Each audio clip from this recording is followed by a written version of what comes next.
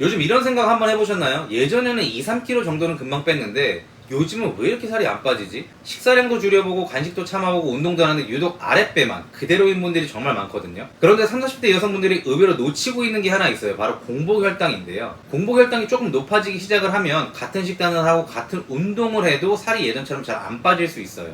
그래서 오늘은 왜 공복혈당이 높으면 다이어트가 어려워지는지, 그리고 어떻게 식사를 바꾸면 도움이 되는지 이야기해 볼게요. 그런데 공복혈당이 높으면 왜 살이 안 빠질까요? 공복혈당이 높다는 건 단순히 혈당 숫자가 조금 높다는 의미만은 아니에요. 그래서 식사를 했는데도 금방 배고프고 오후만 되면 당기 땡기고 예전보다 아랫배가 잘 안 빠지는 경우가 많아요. 그런데도 놀라운 건 살 빼려고 정말 열심히 노력하는 분들이 있잖아요. 그런 분들이 오히려 공복혈당 관리가 잘 안 되는 경우가 많아요. 아침은 바나나 하나, 점심은 샐러드, 저녁은 조금만 먹으려고 노력하는데 정작 몸은 계속 배고프다고 신호를 보내고 있죠.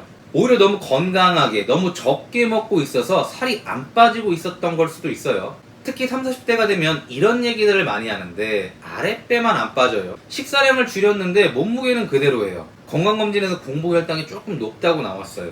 오후만 되면 달달한 게 자꾸 땡겨요. 아메리카노 없이는 하루를 버티기 힘들어요. 혹시 하나라도 해당된다면 이건 의지 문제가 아니라 몸 상태를 먼저 확인해 보셔야 돼요. 그런데 여기서 많은 분들이 하는 실수가 하나 있는데, 그럼 탄수화물을 더 줄여야 하나? 더 적게 먹으면 되는 거 아닌가? 이런 생각들을 하지만 오히려 반대인 경우가 정말 많아요. 공복혈당이 높은 분들 중에는 너무 적게 드시는 분들이 생각보다 많거든요. 예를 들어 아침은 바나나 하나와 두유 한 팩, 샐러드만 먹고 커피로 버티기, 그릭 요거트와 그래놀라만 먹기, 단백질바 하나와 아메리카노 먹기, 플레인 요거트 하나만 먹기. 얼핏 보면 건강식 같은데 공통점이 하나 있어요. 바로 포만감이 오래가지 않는다는 거예요. 오전 10시쯤 되면 배가 고파지고 점심에는 탄수화물이 더 땡기고요. 오후에는 달달한 간식을 자꾸 찾게 되는 거죠. 특히 아침을 먹었는데도 점심 전에 간식이나 주전부리가 너무 당기거나 오후 3, 4시쯤 되면 꼭 달달한 커피가 생각난다면 몸이 제대로 배부른 식사를 하지 못하고 있다는 신호예요.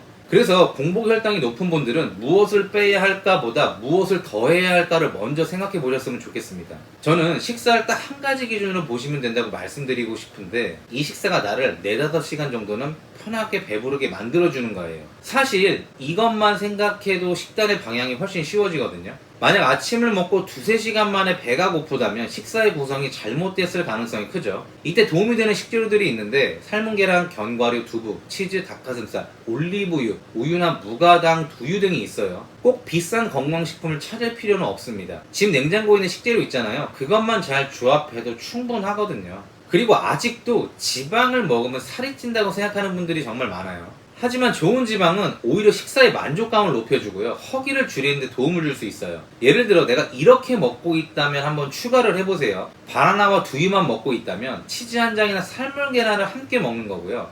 샐러드만 먹고 있다면 닭가슴살이나 두부 같은 걸 한번 추가해보세요. 그릭 요거트만 먹고 있다면 견과류나 좋은 지방을 함께 드셔보시고요. 커피로만 버티고 있다면 치즈나 무가당 두유처럼 간단한 단백질 식품을 함께 드셔보세요. 그리고 밥을 먹는다면 두부, 생선, 고기 등 단백질 반찬을 충분히 드셔보세요. 그리고 많은 분들이 식단을 바꾸면 다음날부터 체중이 줄어야 한다고 생각을 하죠. 하지만 가장 먼저 달라지는 건 체중이 아니라 허기예요. 오늘은 간식 생각이 덜 나네, 오후까지 배고픔이 덜하네, 이런 변화가 먼저 생기고 나서 그 다음에 체중이 변하기 시작을 하는 거죠. 실제로 공복혈당 관리가 잘 되고 있는 분들이 가장 많이 하는 말도 예전보다 덜 배고파요, 이런 이야기예요. 그럼 좋은 지방은 뭘 먹으면 좋을까요? 물론 견과류나 아보카도도 좋기는 한데 매일 챙겨 먹기가 쉽지 않을 수도 있어요. 그래서 가장 간편하게 활용할 수 있는 것이 올리브유인데요. 샐러드에 곁들여 먹거나 그릭 요거트와 함께 먹거나 단백질 식사에 조금 추가하는 것만으로도 부담 없이 시작을 할 수 있습니다.